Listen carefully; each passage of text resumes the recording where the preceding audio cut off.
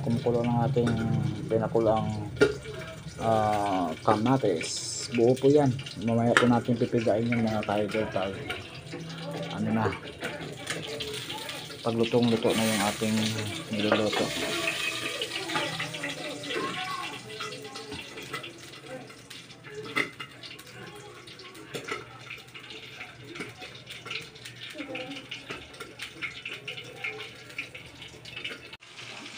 So po mga ka-idol, ito po natin yung mga ka-idol. Ito, yan o.